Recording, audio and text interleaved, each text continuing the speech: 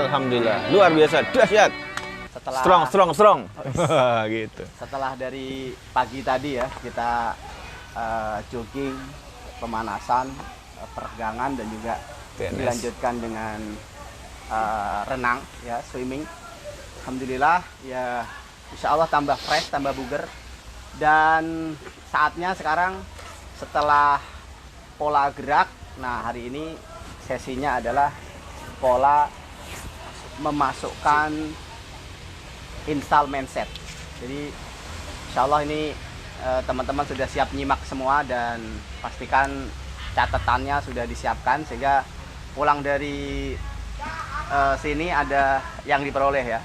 Ya meskipun nanti teman-teman masih bisa melihat rekamannya gitu ya, luar biasa. Sebelum panjang lebar kita sampaikan, nanti kita buka dulu event kita, pertemuan kita ini dengan sama-sama mengharap ridho Allah dengan bacaan basmalah. Bismillahirrahmanirrahim. Di pertemuan pekan kemarin masih ingat, yaitu yang disampaikan di awal diantaranya the law of projection.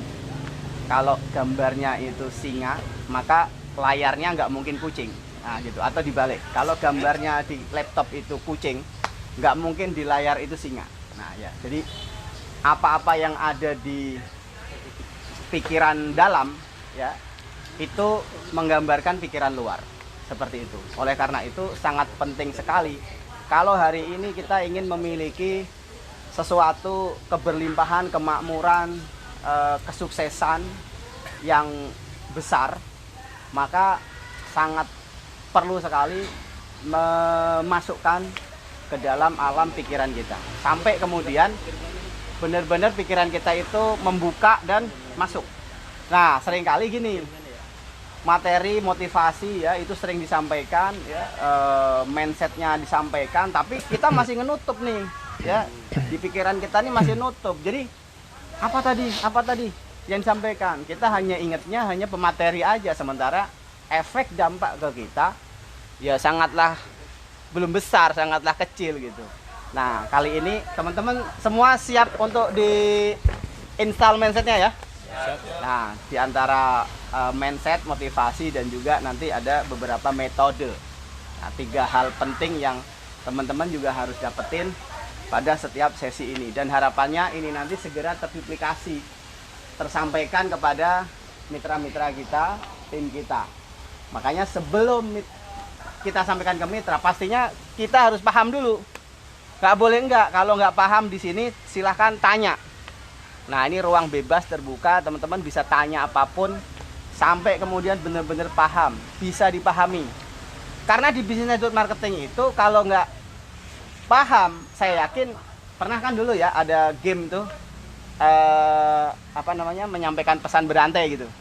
Nah kalau orang kedua, ketiga itu nggak bisa menangkap pesan orang sebelumnya, maka sampai ujung tuh pasti beda ngomongnya, bener nggak? Nah seperti itu sebenarnya. Jadi ini hidup nih kayak permainan, kayak pesan berantai itu. Maka pastikan nih nanti, harapannya teman-teman bener-bener paham. Sesudah paham, maka teman-teman, saya yakin apa yang disampaikan ke orang berikutnya itu saya jamin bener. Bisa dipahami ya? Nah silahkan Pak Mahmudin Purwo Seputro ini akan menyampaikan hal-hal yang saya sendiri hari ini belum tahu nih apa yang disampaikan, karena penuh dengan rahasia ya. Ya, penuh dengan hal-hal yang baru. Meskipun orangnya sama nih, dari orang kemarin begini-begini aja nih, tapi pikirannya luar biasa ya. Tempo hari teman-teman pasti sudah baca di buku yang di foto itu ya, luar biasa. Ternyata 56% itu membicarakan tentang itu bos ya. Dan hari ini kita metodenya menjurus ke sana. Menarik lah insya Allah ya. Baik teman-teman semua, siap menyimak apa yang akan disampaikan pemaparannya oleh coach kita. Waktu dan tempat saya berikan sepenuhnya ke beliau. Saya teringat, saya baca satu buku, itu seorang anak yang dia semenjak kelas 2 SD dikeluarkan oleh bapaknya dari sebuah sekolah, ya, dari sebuah sekolah, kemudian dia homeschooling, sekolah dengan ayahnya ini, sekolah dengan bapaknya ini, gitu. Jadi sama bapaknya itu belajarnya dalam perjalanan. Bapaknya seorang pebisnis, ini luar biasa, Dalam perjalanan apa yang dipelajari? Bapaknya mengajarkan tentang sejarah, tentang geografi, itu langsung tempatan belajar. Ini kita mau kemana, pelajari dulu daerah ini, apa yang kamu tahu, dia harus cari buku, internet dan sebagainya. Kemudian di tempat situ dijelaskan lebih detail lagi. Terus perjalanan seperti itu. Jadi sejarah, geografi, sirah nabawiyah disampaikan. Juga motivasi-motivasi agama, motivasi Qur'ani, akhlak dan sebagainya. Nah, kalau di rumah ibunya mengajarkan Quran, mengajarkan matematika dan juga bahasa. Nah, dia kemudian ditarget oleh ayahnya bahwa kelulusan SD bagi dia di sekolah homeschooling, sekolah ayahnya ini adalah dia harus hafal Quran 30 juz dan membuat karya tulis, yaitu buku.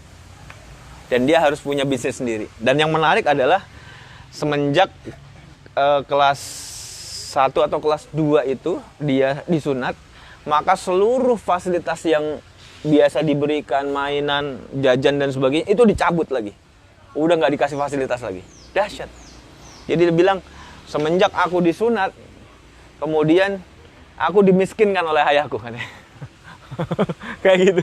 Jadi seluruh fasilitas dicabut. Dan ayahnya bilang, kamu sudah ayah anggap dewasa. Sudah ayah anggap balik. Jadi ini motivasi mentalnya. Sudah dianggap balik gitu dia bilang. Sehingga ayah sudah tidak lagi punya kewajiban untuk menafkahi kamu. Wih, dahsyat bos. Seluruh fasilitas mainan. Orang-orang temen dia kalau sunat itu kan wah, panen gitu loh.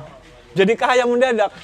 Dapat uang ratusan ribu sampai jutaan di amplop-amplop dari teman bapaknya, teman ibunya gitu kan, dari teman-teman dia ngasih kado segala macem, kaya mendadak lah anak-anak sunat itu. Tapi dia enggak, seluruh fasilitas tuh dicabut, nggak ada lagi uang jajan, nggak ada macem-macem, ya cuman dia tetap tinggal di rumah, tetap ya ikut makan di rumah dan sebagainya.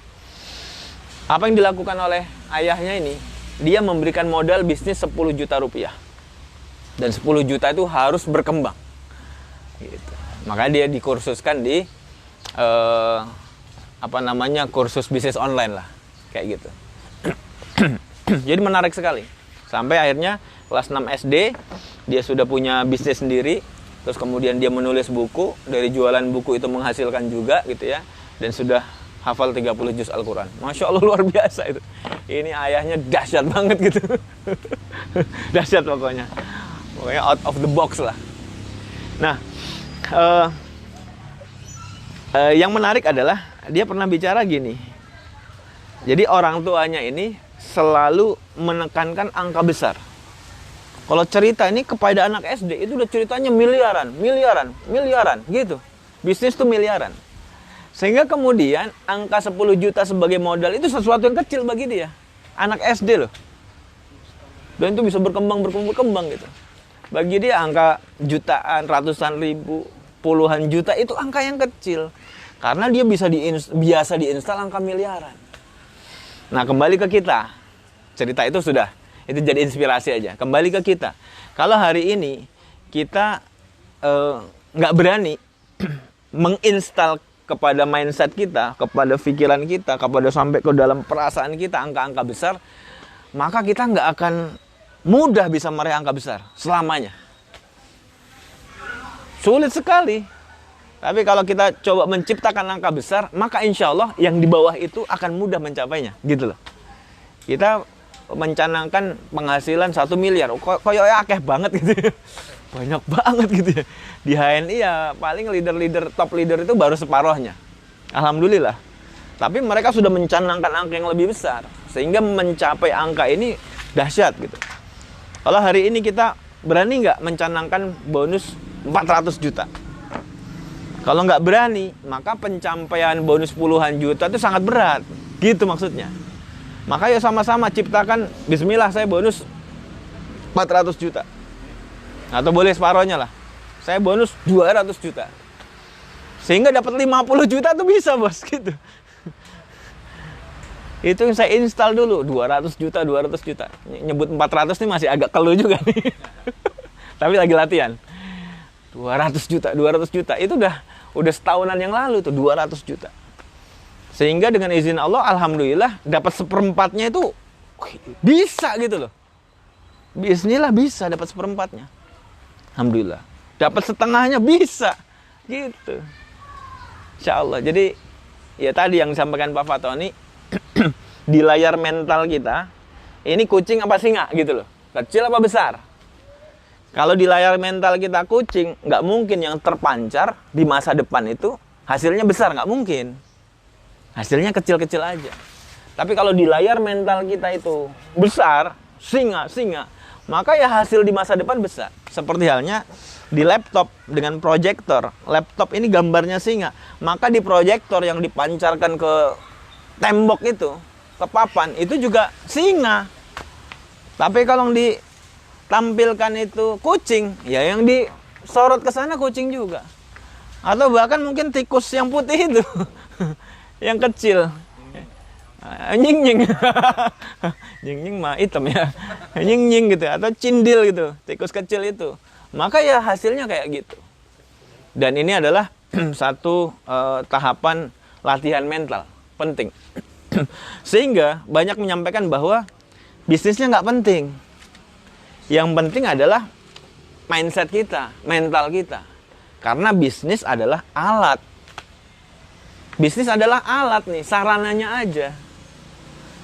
Meskipun nanti ketika dibahas lagi tentang teknis, tentang alatnya, ya bisnis itu menjadi penting. Tetapi di awal yang paling penting adalah mindsetnya dulu. Kalau mindsetnya sudah bertumbuh besar, maka kita gunakan alat yang tepat, hasilnya powerful. Karena ada orang yang mindsetnya besar, tapi alatnya nggak tepat juga. Ya agak kesandung-sandung dulu lah. Baru menemukan satu pola, menemukan satu alat nanti, atau bisnis yang tepat, baru ketemu. Kayak gitu. Ini penting di awal.